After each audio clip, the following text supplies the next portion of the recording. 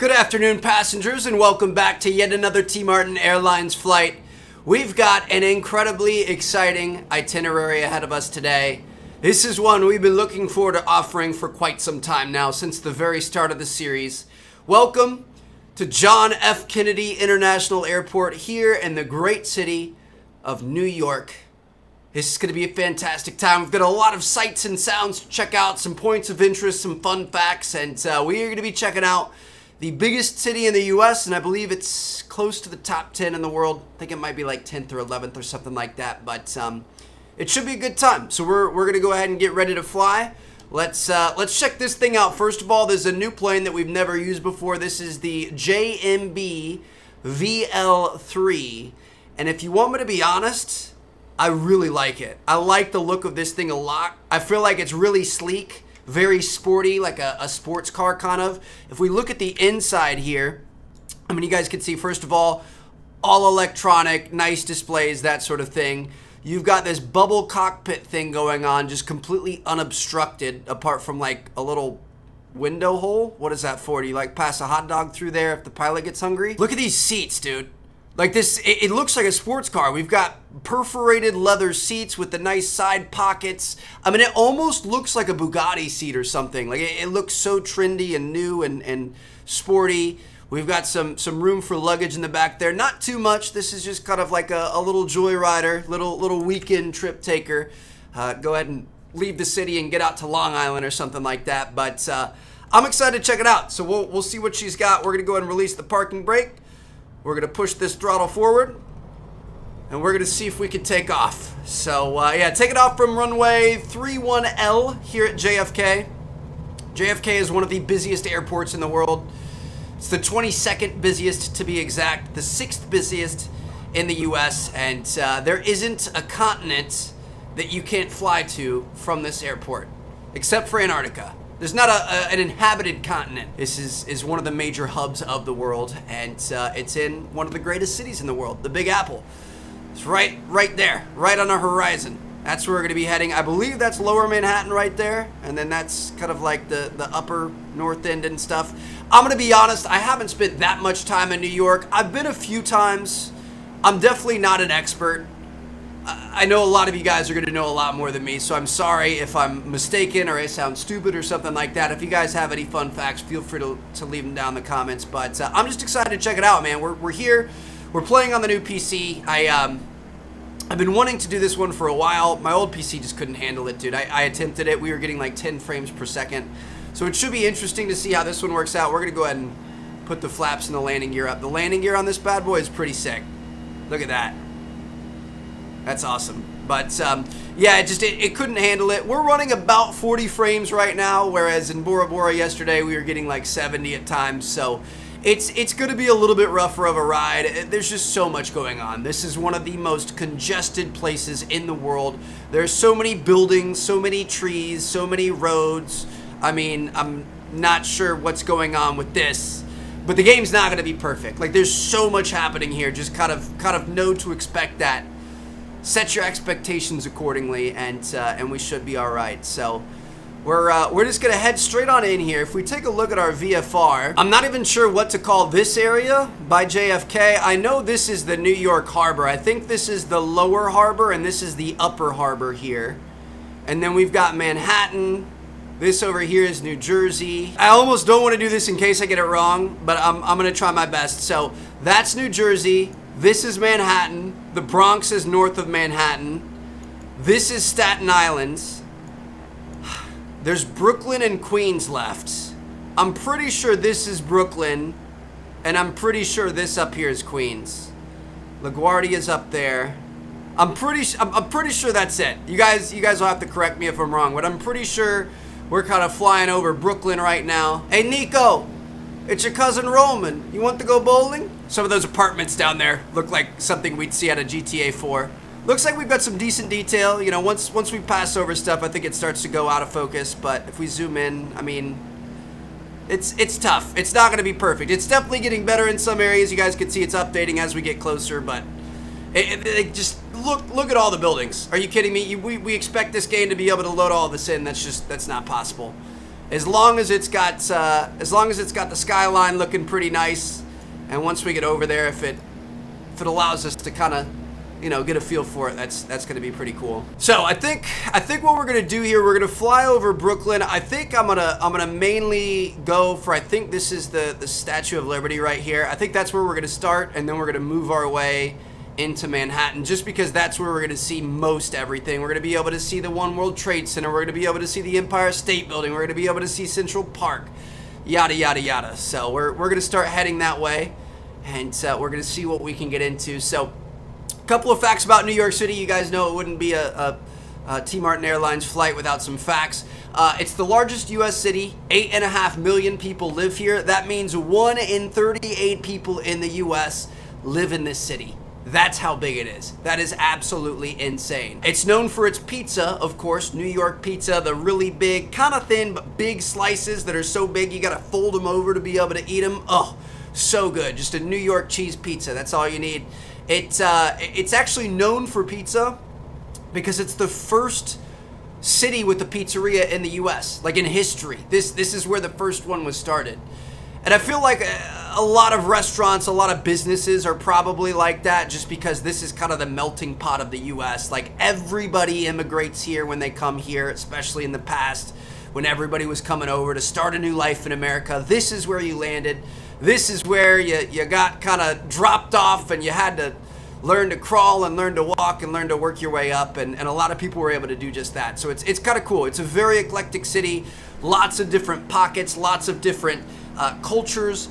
I think over 800 languages are spoken here, which makes it the most linguistically diverse city in the world. It's really interesting. It's cool to see how so many different people from so many different corners of the earth can come to New York and become successful. Hopefully they're all successful. But yeah, just kind of an interesting city in that regard. I've got a couple of other interesting ones, but let's start talking about these points of interest here. So it looks like we've got a cruise ship here, which is awesome. I know Royal Caribbean sails out of New York. We were supposed to be on a cruise out of New York this year, and coronavirus happens. This over here is Governor's Island. So this is kind of interesting. It's basically a large park. New York takes its parks and trees and greenery very seriously, as you guys will see. I mean, we have tons of buildings. It's the concrete jungle. But also look at all the grass that they've planted. Look at all these trees. I'm pretty sure if you live there, you can have the city come and plant a tree in front of your property for free. They're happy to do that, which is awesome. But this island right here is, I don't know if it's a national park. I don't know if it's a city park or what it is. But basically it's a park. It's got a bunch of historic buildings there. It's got bike trails. Cars aren't allowed, so you have to take a ferry out, and then you can like walk around, you can bike around. There's breweries and stuff like that. It's basically an area for New Yorkers to be able to get away from the hustle and bustle and just, kind of be human again, which is kind of cool. I've never been there. I feel like it'd be kind of a cool place to go. I honestly don't know that much about it. What I know about it, I learned about 10 minutes ago before I started this episode, but yeah, kind of interesting. Nobody lives here. These are all historic buildings and monuments and all kinds of stuff like that. But it's this 170-acre oasis in the middle of New York Harbor, in the middle of all the craziness. So you got to respect that. Now, on over here, across the harbor, is good old Lady Liberty. So this is obviously a big point of interest, a big drawing point. This was given to us by France in 1886 as kind of a token of appreciation, something that kind of represents our friendship and how we've been allies and that sort of thing. I think it was given to us on some sort of 100th anniversary of something. I'm not 100% sure, but there she is right there, representative of freedom and all kinds of cool stuff. You can climb her, you can go up, you can walk up the stairs. I believe you can go all the way up to the top of the crown. You used to be able to go up to the flame, the torch, but I'm not sure if you can anymore. Maybe not, I don't know. But it's about 350 feet tall. It's honestly not that big, like from a major monument perspective. There are many other monuments bigger. I mean, the French have the Eiffel Tower, which is like 3 times the size of that. Like, come on, guys. You build something as great as that, and then you give us this, like, you could have done better. No, I'm just kidding. She's cute, though. I like her. She obviously stands for the American dream, baby, so you can't hate on that. So we're going to head on over here to Lower Manhattan. This is where we are going to be able to see the One World Trade Center. This right here, this big, beautiful building built on the grounds where the Twin Towers used to stand until that fateful day of 9/11/2001. She's now there along with the memorial, which is just absolutely beautiful. If you guys ever get the chance to go, I would highly recommend it. It's definitely a very sad but a very interesting thing. Now, I don't know how close we're going to be able to get to it. I've heard that they don't let you. I've heard there's some sort of an invisible barrier or something like that, which is totally understandable. I'm not going to attempt to run into it, but I kind of want to find out where the barrier is, so we might try to push the boundary just a little bit. I mean, I don't want to be inconsiderate, but just for curiosity's sake, you know what I mean? I've heard there is one. It doesn't seem like there is one. I really don't want to do it. Okay, I don't think there is one. I think if we wanted to run into that thing, we could have. I wanted to go around one last time just to get a final look at Lower Manhattan from inside the cockpit, just making the approach to the island. Dude, this is just so gorgeous. Just such a unique city. Now, I've got one final fact for you guys. Obviously, tons of people here. When you see how many buildings there are, it's one of the most congested places in the world. And with tons of people come tons of cars, both personal vehicles, but especially taxi cabs. A yellow taxi in New York City is obviously everywhere. They're all over the place. And it's actually illegal to honk your horn in New York City. You technically could be written up and get a ticket from the cops for honking your horn. Now, for anyone who's been to New York City, they know that nobody pays attention to that. Nobody obeys by that, and the cops don't enforce that. But it is a law. Like, you aren't supposed to honk your horn. However, if you're a woman, you are allowed to walk around completely topless. It's one of the only places in the world where you can do that, or at least in the U.S. legally. So, I mean, New Yorkers definitely have, a few screws loose, but they've also got one thing right there. I think we could all get behind that. Let's all stop being assholes. Let's all free the nips, and everybody would be that much happier. How much do you guys trust me here? You think we can shoot some of these gaps? Dude, this is making me a little bit nervous. This is making me a little bit nervous. Just a little bit. Just a little bit nervous. We made it. We're good. Didn't nearly just crap my pants off. Dude, that was so close. Now, gaps like this, we can definitely fit through. But that last one, we lost quite a bit of altitude, and that got a little bit hairy. So we're just gonna see what we can do here. Checking out all these construction buildings and stuff. Dude, this is just amazing. Like, I love it. I've always loved visiting New York. I couldn't ever see myself living there. I mean, I watch like Casey Neistat videos and stuff, and he makes it look glamorous, but I'm sure people that live there absolutely love it. I like space. I like living on a lake. I like, having a backyard, that sort of thing. That's the Empire State Building, one of the most iconic landmarks in New York City. Kind of a bit of a historic landmark, or at least becoming so. Obviously, the city's starting to get dominated by these new high-rises and stuff that they're building, but this thing is always going to be cemented in U.S. history. It's actually really interesting. This was built as a part of a project and a race to build the tallest building in the world, and it was successful. They built it in about 20 months. They tore down a hotel, built the Empire State Building in its place. After they had demolished, when it was just ground, to building this thing, it only took them 20 months, which is ridiculous. That is so crazy. It's obviously the focal point of tons of movies. Think of King Kong and Batman and stuff like that. I always think of Bruce Wayne and Batman when I see this building. But yeah, just super iconic, super legendary building. There's an observation deck on top that you can go look out over the city. It actually has its own zip code, like the building itself. It's the only building in New York City with that zip code, which is kind of interesting. I think that's kind of cool. And just a very important piece of New York right there. It's so crazy. Just how many businesses, how many residences, how much is going on in this city. Now, getting over here towards Central Park, this is just such an incredible place. One of my favorite places. I always love going here when I go to New York.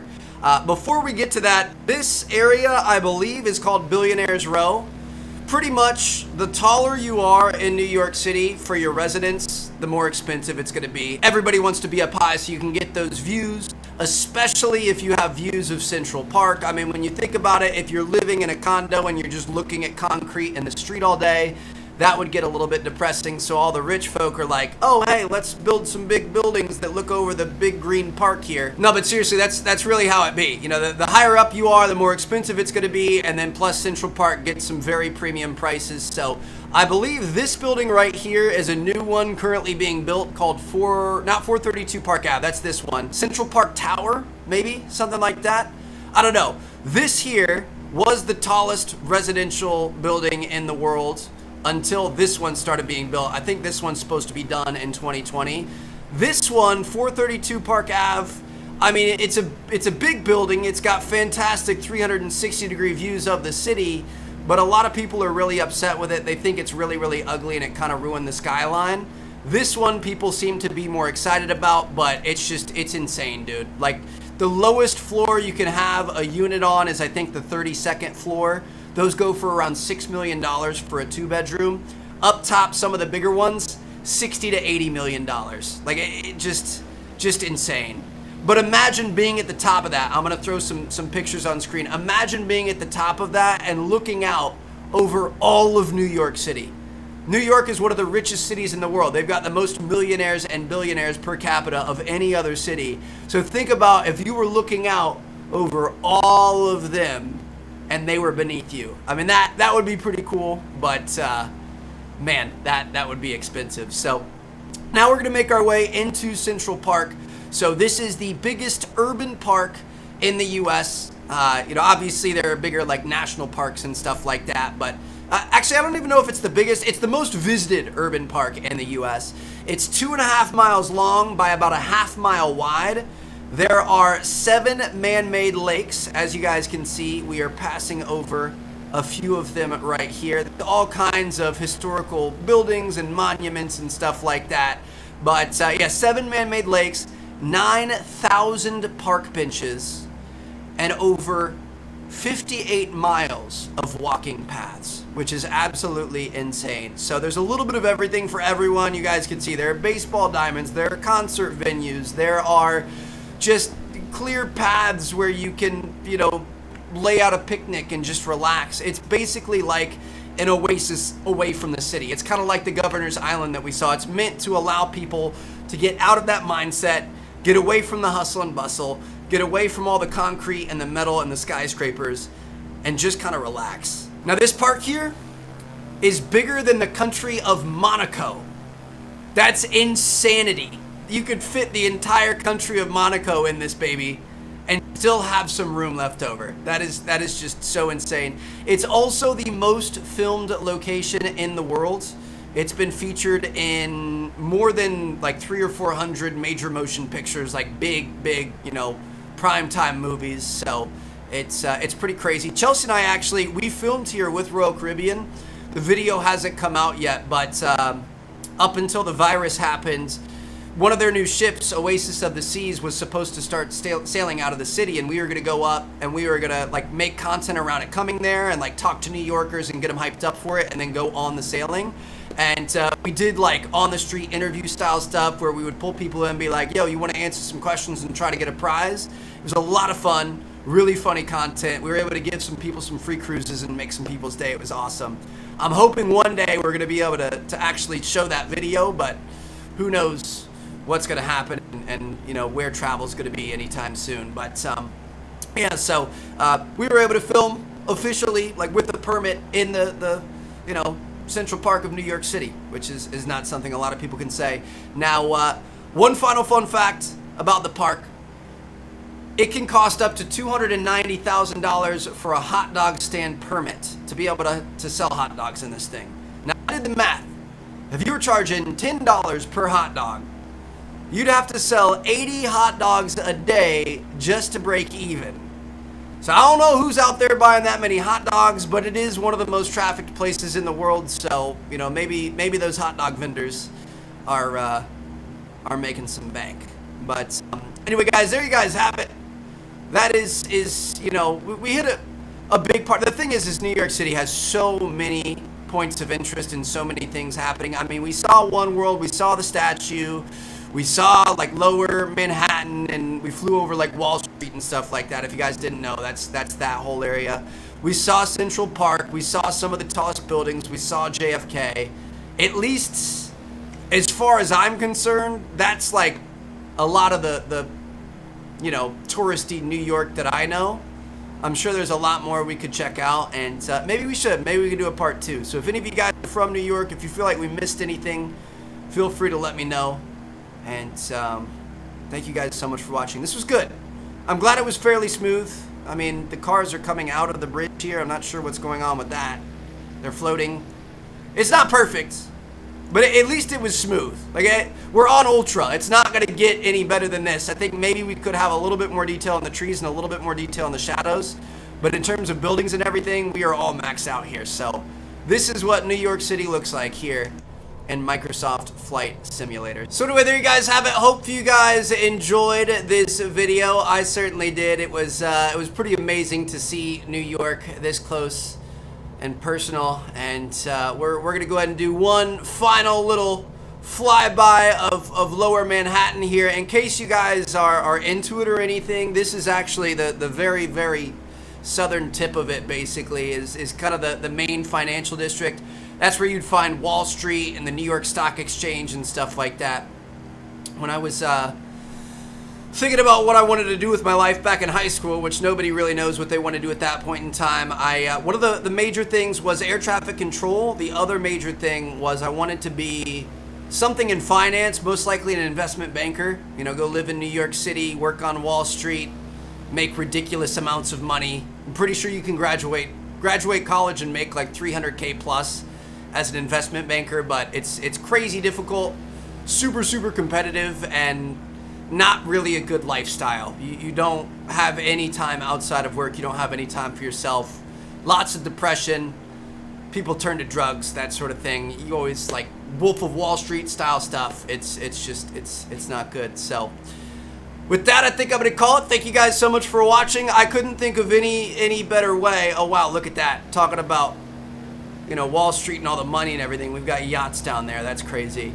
I couldn't think of any better way to end out this episode than to put this thing in the Hudson, just like good old Captain Sully, baby. So we're gonna go ahead and reduce power. We're gonna put our flaps down. We're gonna keep our landing gear up, and we're slowly but surely gonna lower this bad girl into the water. If you guys don't know, he was a commercial pilot. They lost all 4 engines due to a flock of birds, and he was able to land it in the Hudson, and nobody died. So we're going to try to make this a really smooth landing. Obviously, the game's not actually going to let us land here. It's going to give us that black screen, but we can pretend. Set her down easy, Trev. Nicely done.